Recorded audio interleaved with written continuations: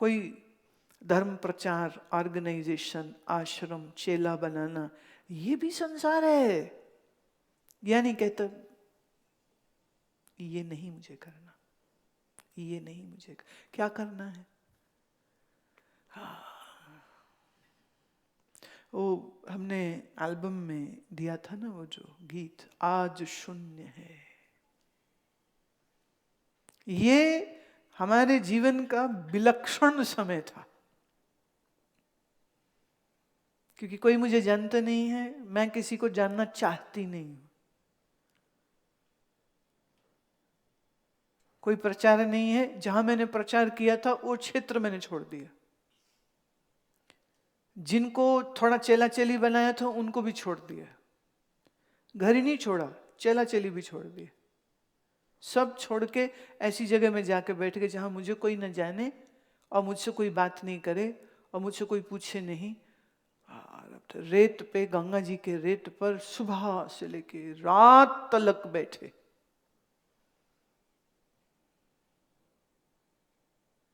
आज शून्य है अंतर की गहराई में, बाहर की तराई में आज शून्य है। पत्थर की ठोसता में, साक्षी की होशता में आज शून्य है, शून्य है सब ओर। ये विलक्षण आनंद है, जीत जी मोक्ष का अनुभव है।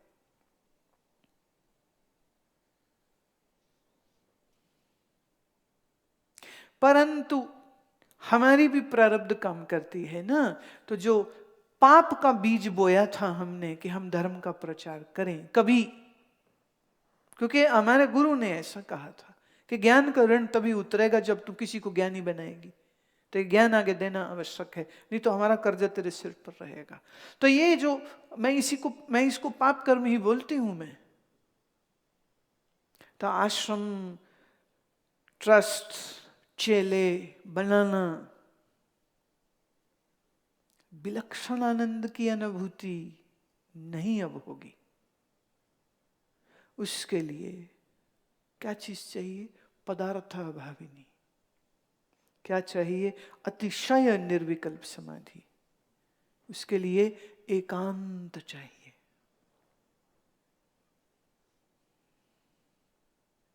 फिर कह दूं, तीसरी चौथी अवस्था तक आते आते आत्मबोध हो चुका है, आत्म ब्रह्म एकता हो चुकी है, अज्ञान का पर्दा उठ चुका है, संचित कर्म समाप्त हो चुके हैं। नया वो कर्म जो भी करता है वो शुभ शुभ निंदकों और प्रेमियों में फल बट जाते हैं। काम तो वहां खत्म हो चुका है, पर विलक्षण आनंद के लिए विलक्षण परिस्थिति चाहिए।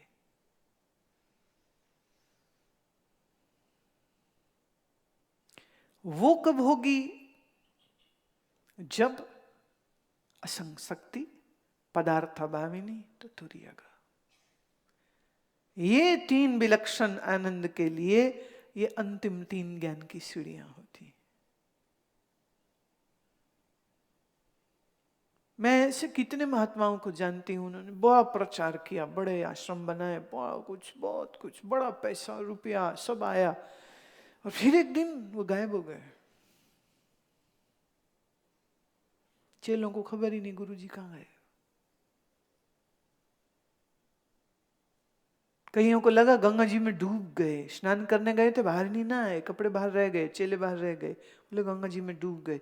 उनकी डेथ एनिवर्सरीज मनाते हुए 12 वर्ष हो गए थे। फिर इनके शिष्य कुंभ के मेले में गए और अचानक से अपने गुरुजी को जीवित वहां पर खड़े देखा।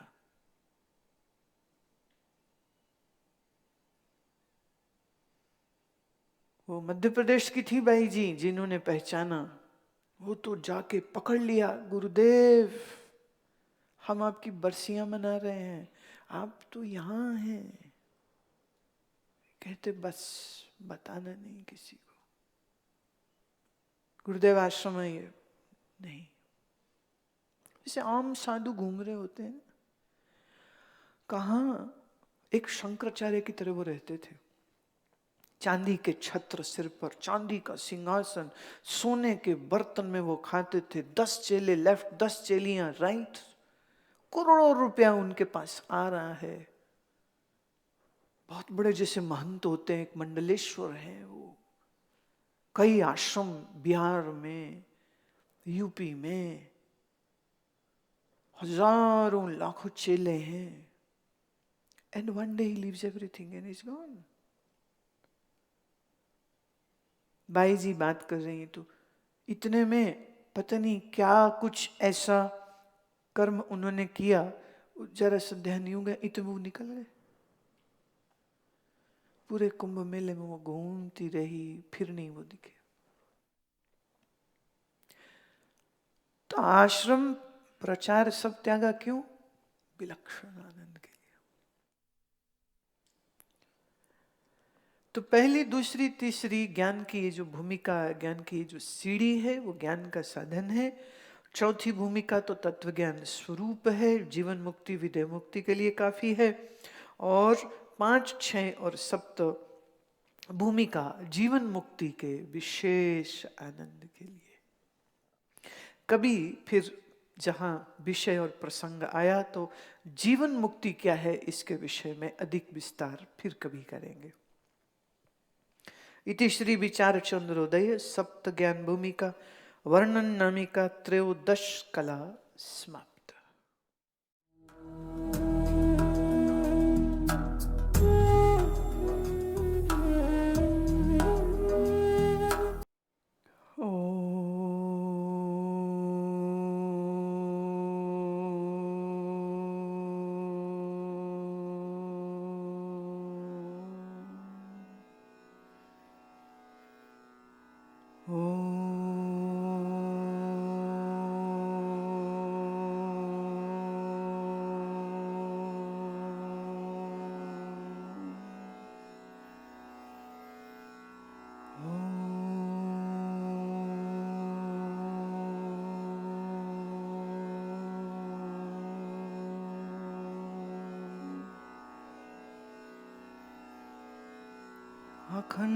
अखण्डमण्डलाकारं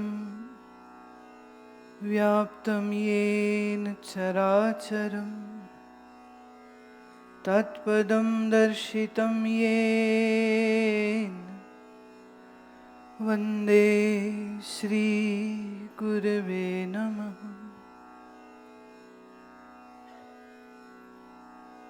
सहनाववतु सहनौ भुनक्तु सह वीर्यं करवावहै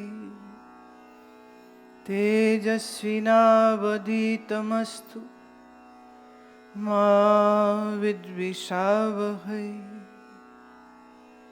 ॐ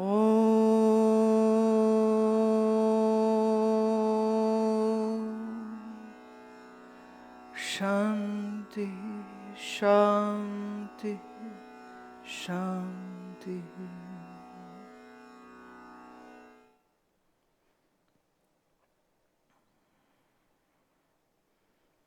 अथ चतुर्थ 10 कला प्रारंभ जीवन मुक्ति विदेह मुक्ति वर्णन। तोटक छंद। जब जानत है निज रूप ही को तब जीवन मुक्ति समीप ही को भ्रम बंध निवर्ति सदेही को सुख संपत्ति होवत गेही को विद्वान तजे इस देही को तब पावत मुक्ति विदेही को तम लेश भजे सदनाशी को तज देत प्रपंच अभास ही को सरिताइव सागर देश ही को छिन्न मात्र मिलाए विशेष ही को चिद होए भजे अवशेष ही को नई जन्म पीताम्बर शेष ही को नई जन्म पीताम्बर शेष ही को।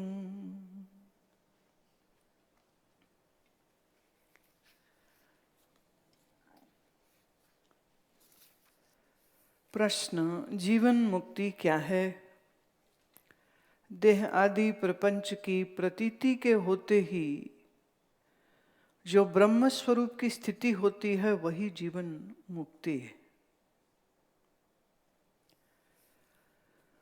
जीवन मुक्ति और मोक्ष के शब्द का अगर हम भेद देखें तो ये बनता है कि मोह के क्षय हो जाने का नाम मोक्ष कहा था। अब यहाँ जीवन मुक्ति की बात हो रही है। जीवन मुक्ति मतलब हम शरीर से अभी प्रारब्ध को भोग रहे हैं, आत्मबोध हो गया है, ब्रह्मबोध हो चुका है, संसार मिथ्या प्रतीत हो रहा है, पर इस प्रतीति के बावजूद मैं अपने निजानंद मगनमय प्रीतम, मैं अपने निज आनंद में ही मगन हूं। चित्त में कोई क्षोभ नहीं, क्योंकि क्षोभ अर्थात डिस्टर्बेंस तब होती है जब राग द्वेष हो, जब इच्छाएं हो। राग का जो लक्ष्य था सुख की प्राप्ति, तो ये जाना आनंद स्वरूप तो मैं हूं, तो बाहर संसार की चाह गई, और जिसको मैं दूसरा कह रहा हूं वह भी मेरा ही आत्मा है, इसलिए विक्षेप गया।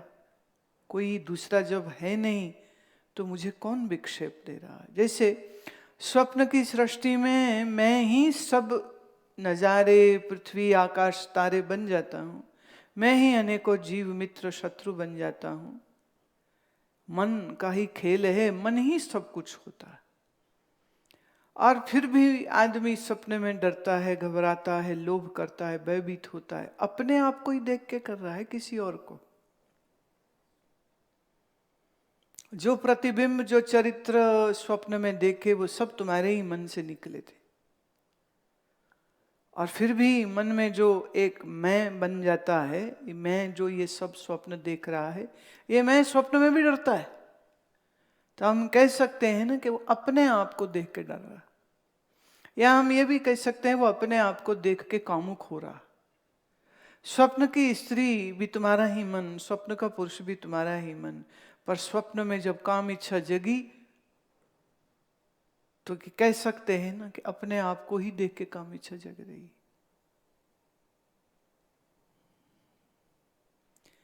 ज्ञानी हम उसको कहते हैं जो इस जागृत अवस्था में दिखने वाले तमाम जीव को उसके उपाधि रहित ब्रह्म स्वरूप देखता है।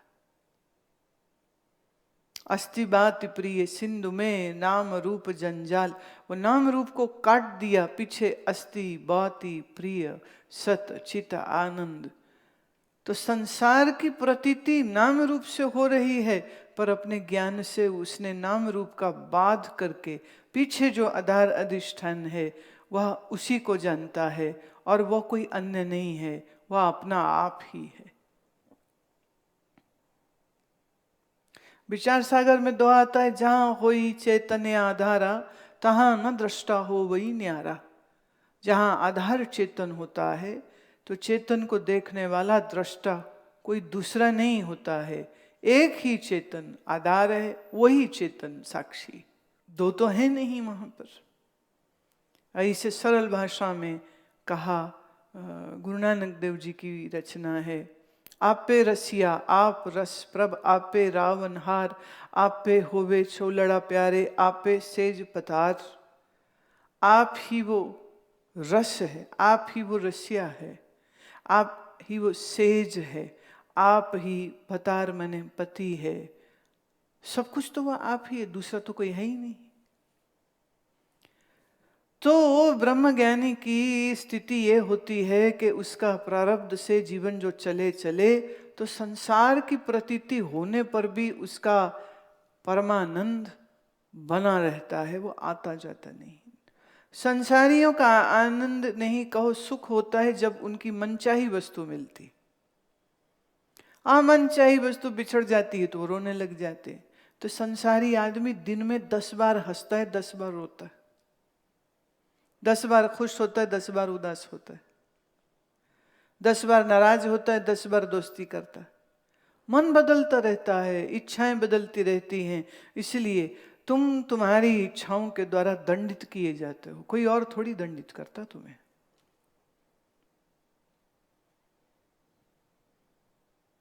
ज्ञानी इच्छा रहित हुआ, प्रारब्ध के वेग से उसके इस जन्म में जो भी कार्य होने हैं वो जानता है प्रारब्ध से, नहीं तो ऐसा विचार ही नहीं आता। प्रारब्ध क्या करती है? हमें विचार देती, ये कर। प्रारब्ध हमें इच्छा देती है।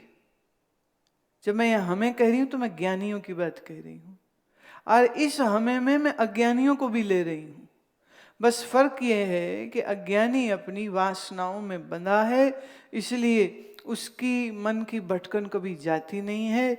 ज्ञानी की प्रारब्धवश अगर एक हुई तो वो उस क्रिया को करता है, किसी देशांतर जाना है जाता है, कोई वस्तु प्राप्त करनी है करता है, और दैट इज इट। उसके बाद वो इच्छाओं के लूप नहीं लगते। यूं भी ज्ञानी के प्रारब्ध के साथ उसके, अगर वो ज्ञानी आचार्य है, माने बोल रहा है, सिखा रहा है, उपदेश कर रहा है, दीक्षा दे रहा है, समझा रहा है, तो अब जहां जहां उसके पुण्यशील जीव इंतजार कर रहे हैं गुरु का प्रारब्ध और उस दूर बैठे भक्त का प्रारब्ध जुड़ेगा, तो गुरु उस देश, उस नगर, उस शहर, उस घर में जाएगा। इसीलिए पुराना सूफियों का ये कहना है कि तुम खुदा को ढूंढने मत निकलो, बस तुम जहां हो वहां प्रार्थना बहुत गहरी करो, खुदा ढूंढता तुम्हें आ जाएगा। You don't have to go out and look. You just have to be endowed in your great love and devotion. गुरु तुम्हें ढूंढता आ जाएगा। इसीलिए कहानी सूफियों की हमेशा ये कहेगी कि तुम मुर्शद को नहीं ढूंढते हो, मुर्शद तुम्हें ढूंढता है। तो जब तुम्हारा वो पुण्य बाग जागने वाला होगा, तो उसी क्षण गुरु के चित्त में भी ऐसी इच्छा आवेगी, फिर ऐसी परिस्थिति बन जाएगी, गुरु उस नगर, उस शहर, उस देश में पहुंच जाएगा, और फिर वहां तुम्हारी मुलाकात होगी, और फिर तुम्हारे पुण्य कर्म तुम्हारे अंदर सत्संग की इच्छा को लाएंगे, तभी तो तुम वहां जाओगे जहां वो आए हैं। और देखिए, दुर्भाग्य होता है उन लोगों का कि जिस घर में आके संत ठहरे हैं, उस घर के जो दूसरे सदस्य हैं, जिनका अभी पुण्य जागृत नहीं हुआ, वो किसी न किसी काम से घर से बाहर चले जाएंगे, देश से बाहर चले जाएंगे, नगर से बाहर चले जाएंगे, वो उस संत का दर्शन भी नहीं कर सकेंगे। कर भी लिया तो उनके अंदर भाव नहीं होगा, भाव नहीं है तो कोई संबंध नहीं जुड़ेगा।